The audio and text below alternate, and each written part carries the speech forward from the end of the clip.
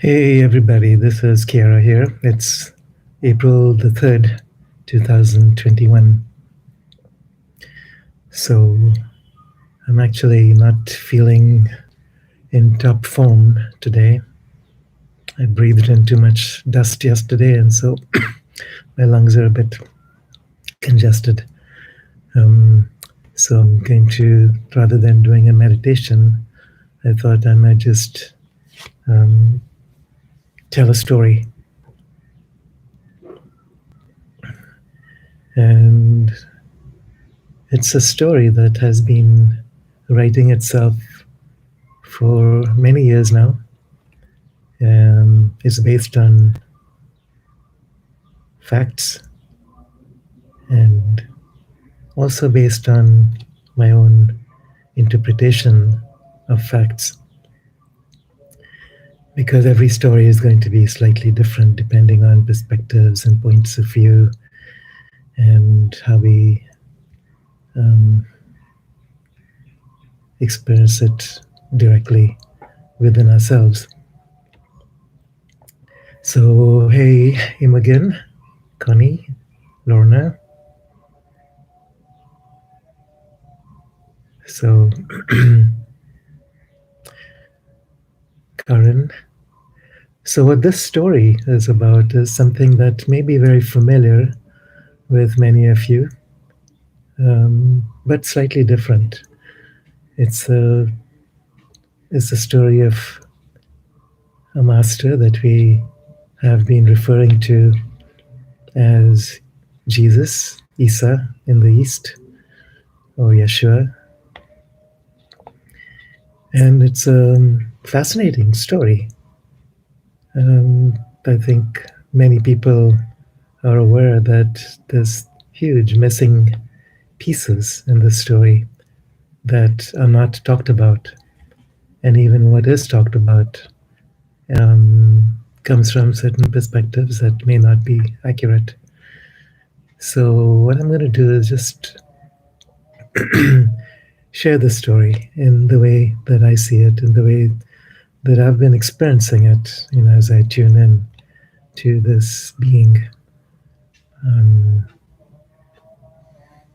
I think many of you may be familiar with Swami Yogananda, Swami Abhedananda, Nicholas Notovich, Elizabeth Clare Prophet, researchers like Holger Kirsten, Suzanne Olsen, and many others who have been piecing together some of the missing pieces. And to me, it's fascinating. So the questions that come up is, who was Jesus, or Issa, as he was known? What's his real story? And how does his story relate to the story of his times?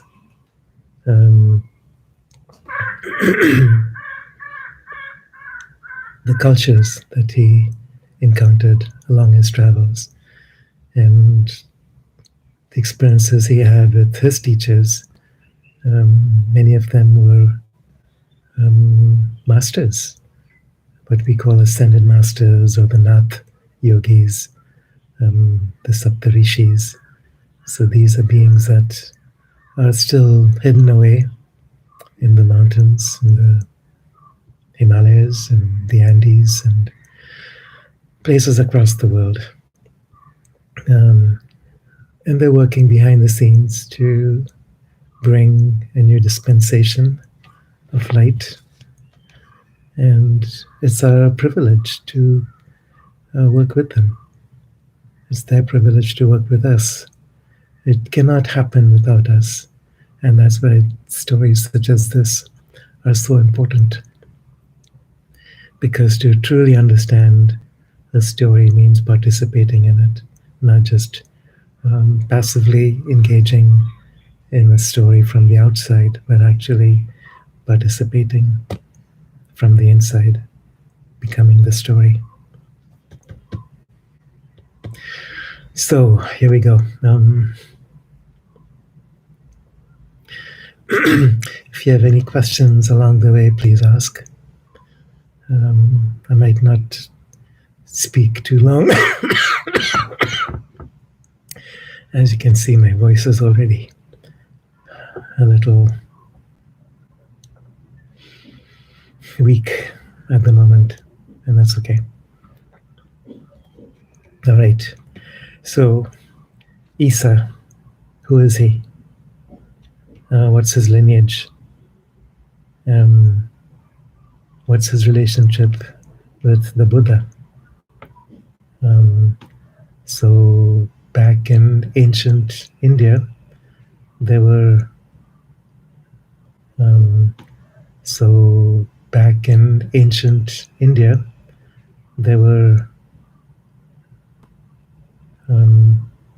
spiritual lineages that were drawn from Caucasian tribes coming in from the steppes and the mountains. Caucasian tribes coming in from the steppes and the mountains in the northeast. Many of them were Jewish tribes. So what was happening during that time is that the Jews had been scattered across the world, and they were a matrilineal culture. So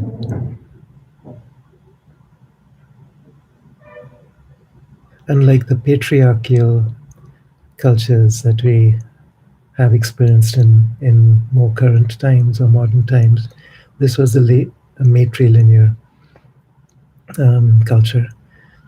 So the lineage of the mother was more important. And so here we have a woman whose name was Mata Amritananda Mai, and she was a princess married to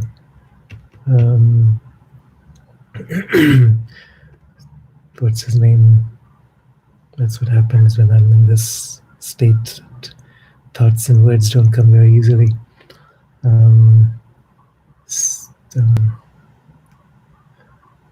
It'll come. When they moved to Israel in response to a prophecy, the names changed to Mary and Joseph.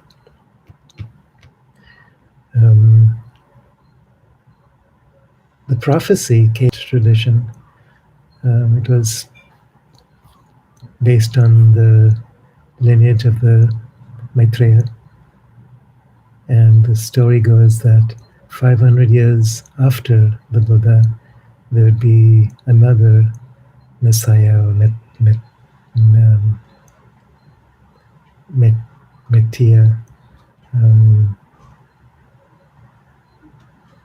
that would come. And his job was to bring together the the warring tribes of Israelites, not just within the state of Israel and Palestine, but also in Afghanistan and Kashmir, across to China and Japan and Tibet, because this was, along the trade routes, the Silk routes. There was a lot of exchange going on at that time.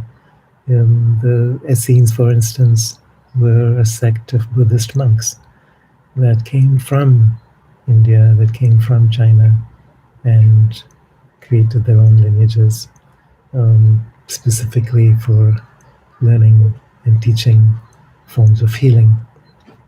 And this is all based on the Buddhist traditions, working with the light body, the rainbow body.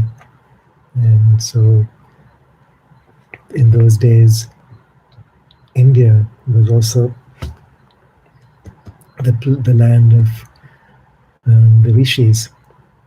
These were beings who were extraordinarily advanced. They had learned to merge the physical body with the subtle bodies, all the way up to the light body. And this is indeed what Jesus, so Issa, had been teaching his disciples, except that very few of them actually were able to understand what he was saying. So when he talks about I and the Father are one, what does that mean? When he talks about connecting with the Anandamaya Kosha, the body of bliss, accessing that vibrational frequency in order to heal, what does that actually mean? So this is the overall story that is our story today also, because any of these stories are not just about historical figures. What happened in the past is also about what each one of us is capable of, what each one of us is being prepared for at this time. So it's exciting to me. It's it's the most exciting journey that I can imagine. And in a time when we're going through so much uneasiness and chaos and fear, we're also being invited to something much greater. So it's like, I look at dark and light in terms of movement and resistance. So when there's movement, there's the activity of higher light. When there's resistance to this movement, based on our fears, based on our inner attachments or resistance, that interferes with what is possible. And so, we have become trapped in the conditioning of limitation, and that's not necessary, if it ever was. So this story is about awakening, how each one of us can awaken as we follow this person in his journeys. So many of you are familiar with part of his early life is when his parents fled to Egypt and joined with some of the monasteries in Qumran, the Essene monasteries there, and learned from the Essene healers. And so this was something that Issa or Jesus was quite skilled with already. And back then there were already miracles happening, what we call miracles, because they're simply a way of understanding something beyond what our minds are capable of.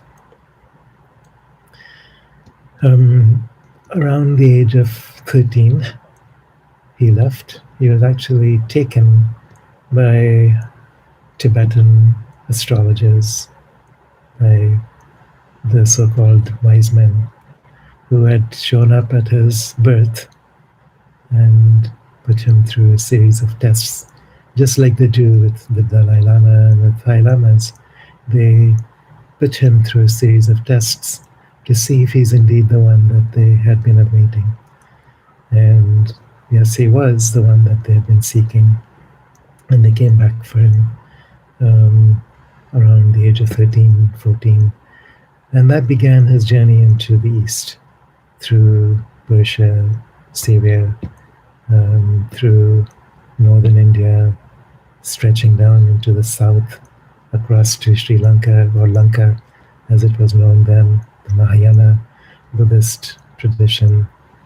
And then spent about 6 years in Jagannath, the temple of Jagannath in Puri. And this is where he met, guess who? Mary Magdalene, who was a priestess in one of those temples, and who was tasked with teaching him about the awakening of Kundalini. Not necessarily through sex, but through what's called Tantra, which is very different from what people know as Tantra in the West. It's the merging of the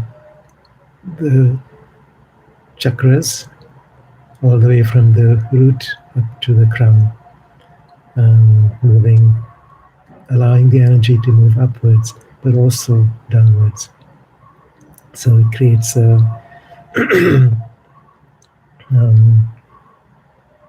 it creates a flow between the physical body and the etheric bodies and the light bodies. So at some point we could talk about that some more, and this is all really, really fascinating. So look at this. I don't know exactly what happened, but from the other comments, I'm going to say, I send you healing energy and love. Please take care of yourself. Thank you. Go to bed, love, sending love, being more energy and healing frequencies. I added it to my work. Enough words for today. It's okay. It's fine. It's really about making a bridge, and as long as I'm in that bridge connecting between the worlds, I'm okay. So this is actually helping. So buongiorno, Christine from Venezia. Yeah, thank you for all your prayers. Appreciate it.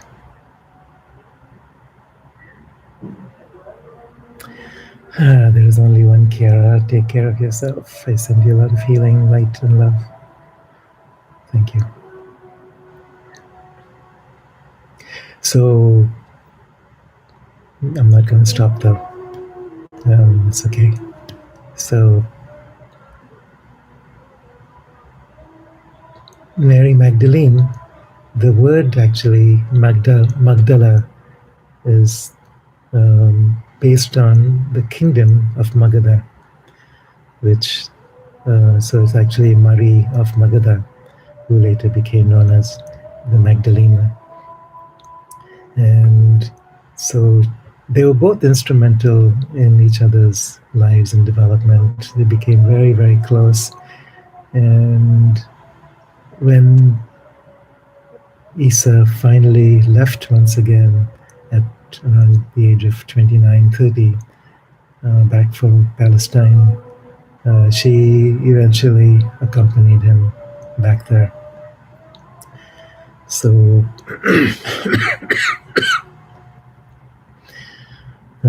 so she was his most advanced disciple because she understood. She understood from a culture that knew about these things, that knew about the potential within. It wasn't about,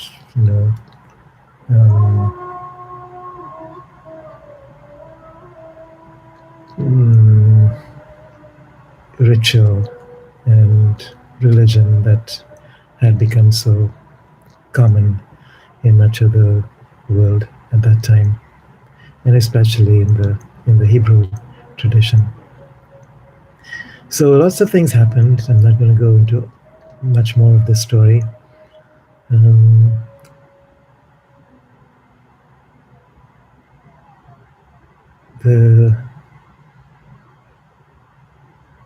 What's that? Sermon on the Mount has many, many different layers of meaning, which we could get into at some point. So whatever he was teaching was quite threatening to his compatriots at that time. And it was so also in India. There were 3 attempts on his life in Puri and then a couple other places as he traveled. And this became a part of his, his daily modus operandi in in in Palestine as well. So, what actually happened at the crucifixion? And according to many traditions in India, as well as the Coptic Church, um, Jesus did not die at the crucifixion. Um, it was actually a plot to rescue him from the priests. And Pontius Pilate, who happened to be a disciple of him, was, was part of this to um, create a drama in order to rescue him. Meanwhile, remember that he had many, many teachers in the East. One of them was Chaitanya, who was an adept. He was an ascended master, meaning that his body hadn't aged in hundreds of years, and he was part of a lineage of ascended masters. And so all along, it was known that this was also the initiation that Issa himself would be prepared for. And the crucifixion was part of this initiation. You know, there's similar initiations in the Mithraic cults, in many different traditions, Egyptian, Tibetan, and so on, of death followed by resurrection. And in this case, not resurrection so much as resuscitation. Then he escaped back to Kashmir and set up an ashram there, teaching people. Here, he also, meanwhile, okay, this is interesting. So what happened is that Mary Magdalene felt the call to move on to France. And so she left him, and along with a few others, went on to France and started her own lineage there. Whereas he went on to Kashmir and got married to a woman named Miran. And they had children together and they taught together. This was an equal on many levels that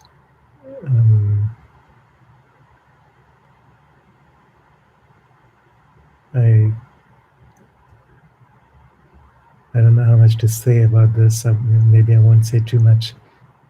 Maybe if some of you want to speak about this in more detail, I can speak with you more personally. But the question is, who are these people? Are they still around? Do they go by other names? Are they, there's stories in the Indian tradition about how Shiva called Issa to return to him and sent a chariot down, similar to Isaiah.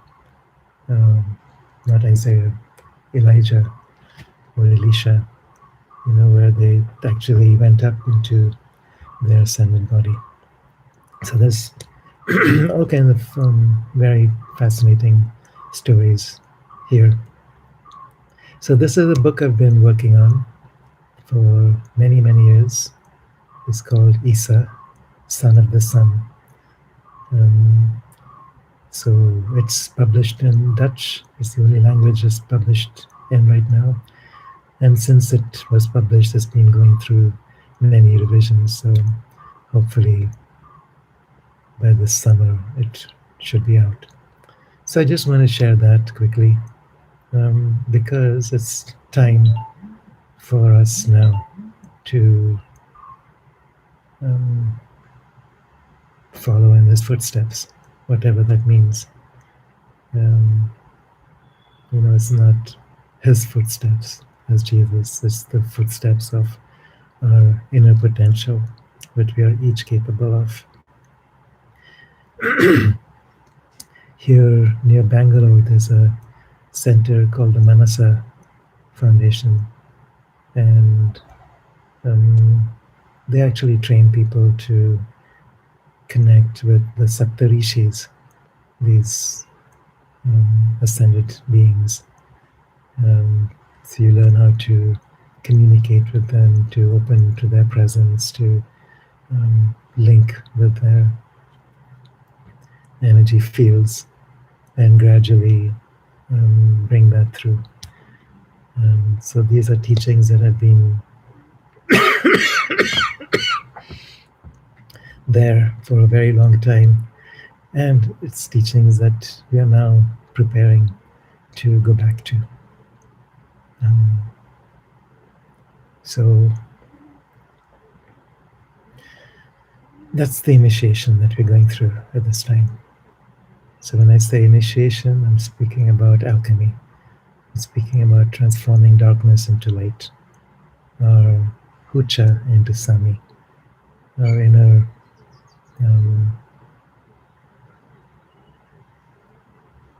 conditioning of limitation, lack, and fear into the fullness of what's possible. And there's no limits. So, all right. So that's it for now. This is the time that we all have chosen to be here.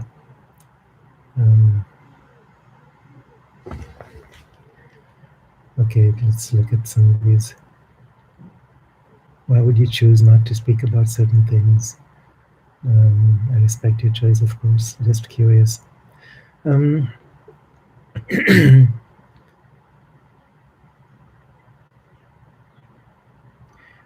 along with that, I'll go to the next one also.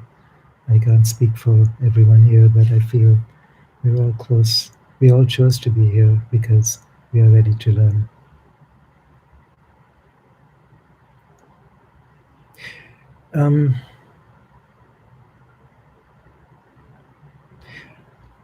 I'm not sure why. And I think there's timing to everything. I just know that it's something that comes from inside. And just because I don't know who is listening to this, there are certain things I would like to not elaborate on. If any of you wish to speak to me more personally, that's fine. We could go into this a little bit deeper. And if you end up purchasing my book at some point, it's in there as well. And even there, it's like I've really been pondering how much to share and how much not to share. There was a reason that there was certain vows of secrecy in many of these traditions, and it's not about keeping things hidden, but more about waiting for the right moment when the soul was ready. Not to say that I have, any more of an idea than anybody else what that means, but I just want to be careful.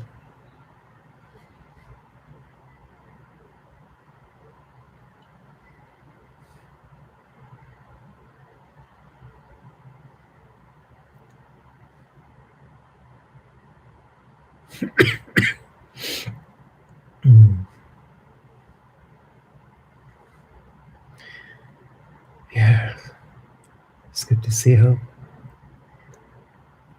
everyone's from so many different places. All right, so having said that, I also want to say that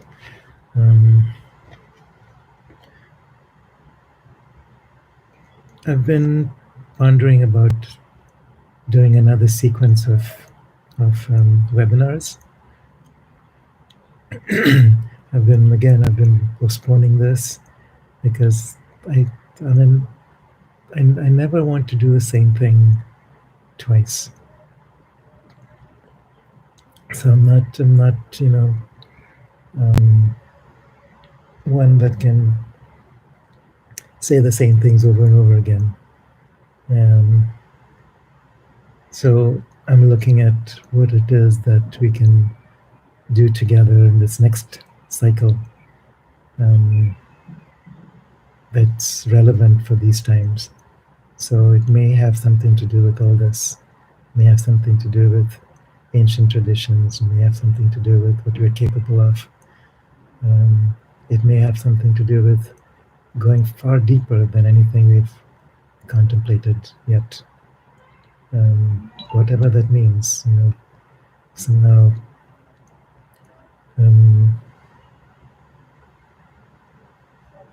opening to possibilities within the physical body that we haven't known before. So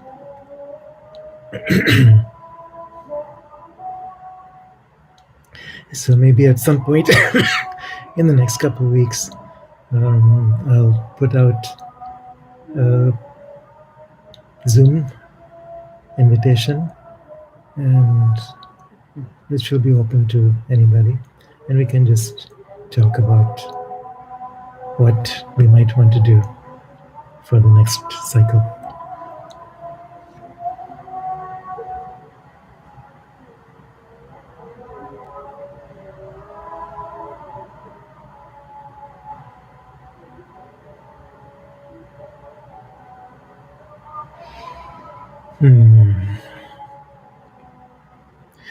Okay, so there's a question: where does this information about Jesus' life come from?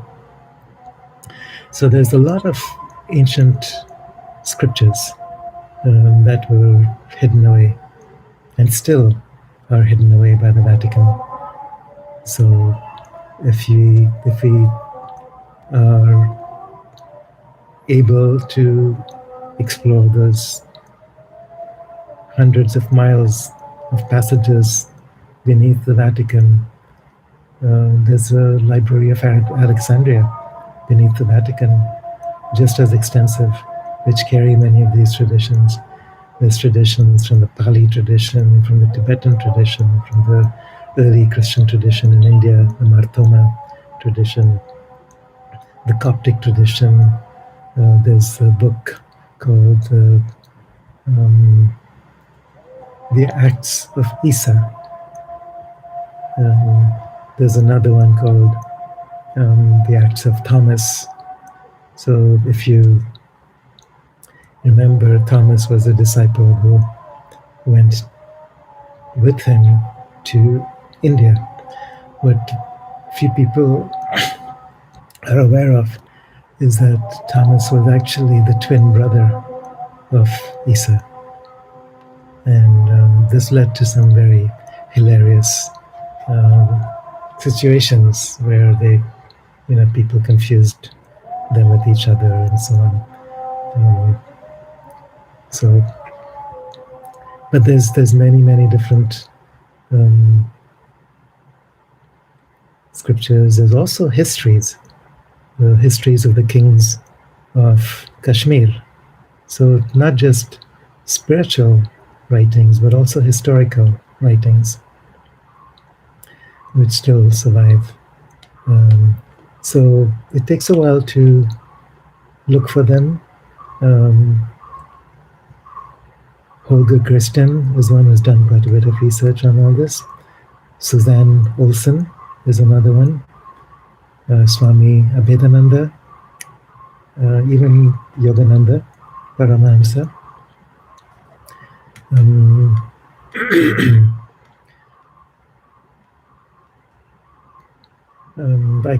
I have a whole list of source references in my book.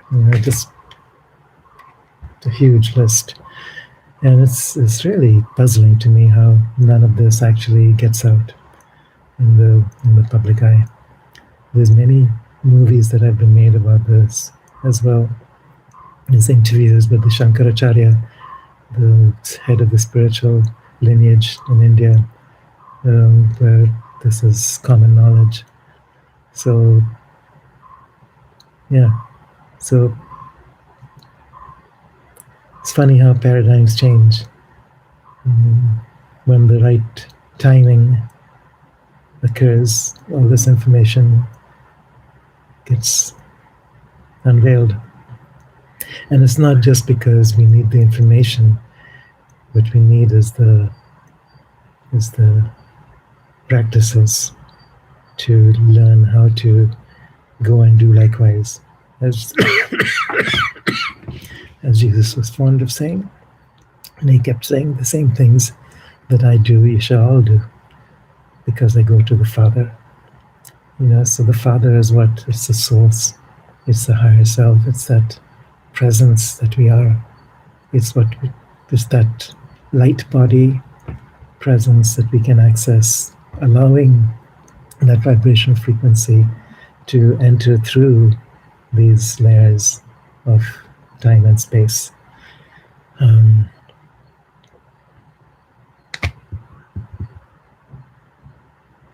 It's time, we are going through a very pivotal time right now in terms of earth changes and shift from Kali Yuga to Dwapara Yuga, eventually into the Satyuga.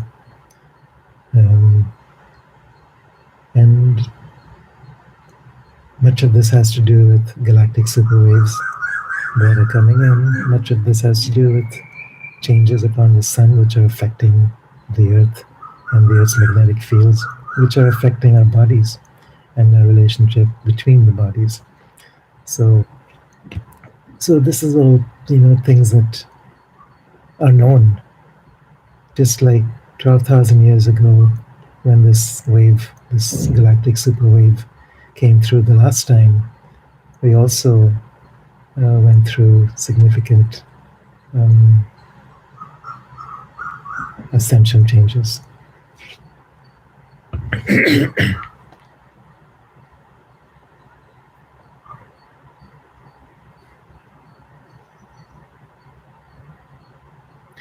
So I see a lot of people want to do a Zoom call about all this. Well, let's see. Let's just set a time right now. Shall we say that next Saturday, instead of meeting on YouTube, we do a Zoom link, and I'll send you a Zoom link. So this is 9 o'clock European time, and we'll just go for as long as we go. And by then my voice should be better too.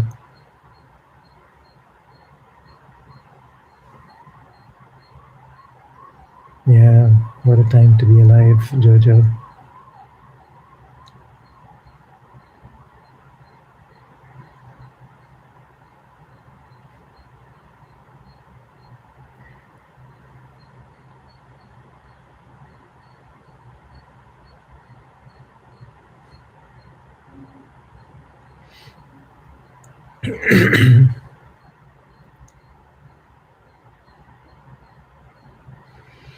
All right.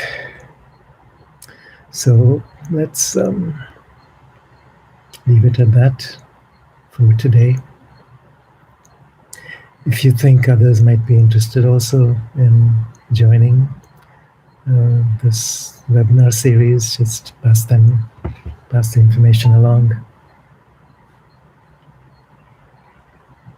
So I've never actually done the Zoom.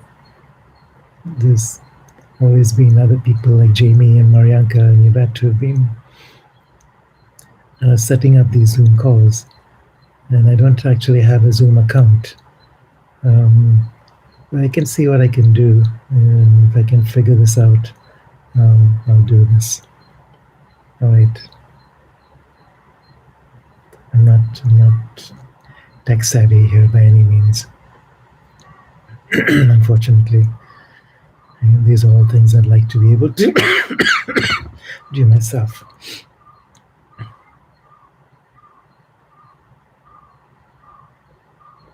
Yeah, Francesca is saying maybe you can do a combo using the videos from last year and then discussion and breakout rooms. Yeah. Ooh, Anna, you broke your wrist. Sorry to hear that.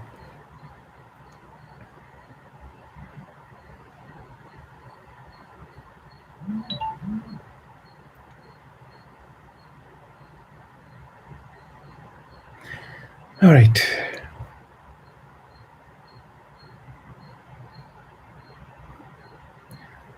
For those who are not so good with English,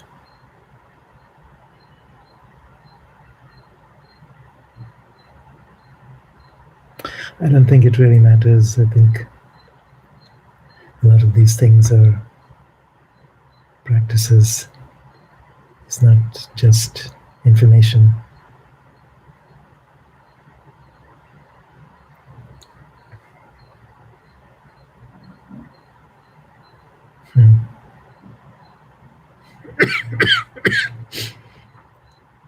All right, guys. So let's quit for now. So blessings, much love to you, all of you, all of you. Aloha. Oh, Francesca. Francesca's offering to set up the Zoom call. I would certainly like to take you up on that, Francesca. So let's do that. Let's do that. So if you can set up that call, and then we can put that information up on the YouTube, so people can join it.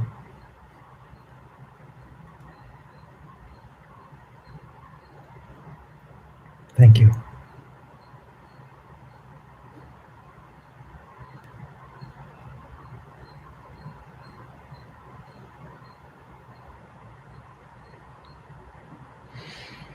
All right, let's speak after Francesca. Elna.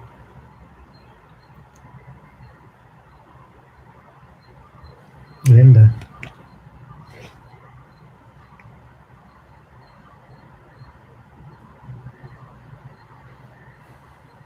Okay, so I'll sign off and then let me call you Francesca. So I'm going to press end stream here.